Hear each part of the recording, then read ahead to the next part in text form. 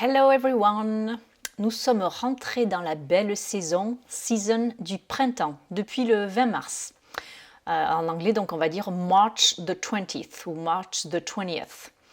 Alors, en anglais, le printemps, on dit spring ou springtime. Et justement, ça va être la leçon du jour. Nous allons aborder le vocabulaire anglais du printemps, ce qui nous permettra de faire fleurir notre cerveau avec de nouveaux mots en anglais. Alors, comme d'habitude, vous le savez, vous pouvez télécharger la fiche de cours avec cette liste de vocabulaire que j'aborderai dans cette leçon en cliquant sur le lien en dessous ou alors ici en haut. Alors, comme je vous l'ai annoncé, on va voir le vocabulaire du printemps, donc spring, springtime, et de la nature en général, à travers donc le vocabulaire des fleurs, des plantes, des arbres et des insectes. On commence par le verbe fleurir ou éclore, donc c'est to flower ou to bloom. Là, ça concerne une fleur qui est cultivée. Pour ce qui est d'un arbre, c'est to blossom ou alors to come out. La fleur, c'est flower, donc là on fait un son long, ou alors bloom or blossom, qui concerne là la fleur d'un arbre.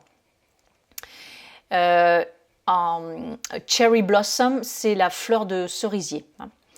Un bouquet de fleurs, c'est a bunch of flowers, ou alors un bouquet, donc là on prend le mot français et on le prononce à la française.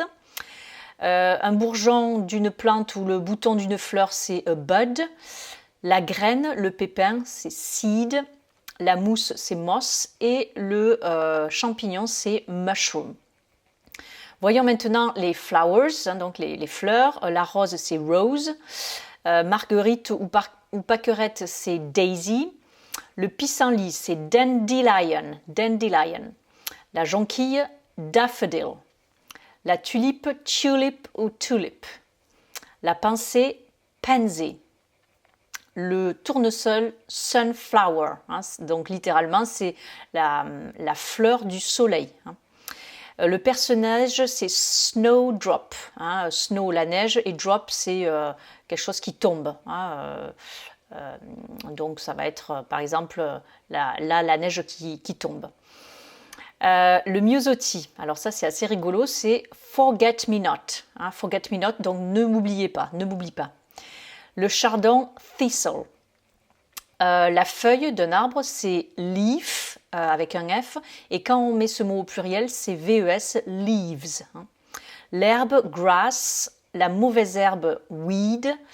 La pelouse, c'est lawn. Et la tondeuse, c'est lawnmower. L'ortie, nettle ou needle, avec l'accent américain. La fougère, fern. La bruyère, heather. Le lierre, ivy.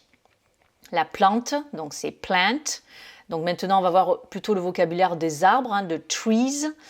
L'écorce, c'est bark. La branche, branch. La sève, sap. La souche, tree stump. Le tronc, trunk. La brindille, twig.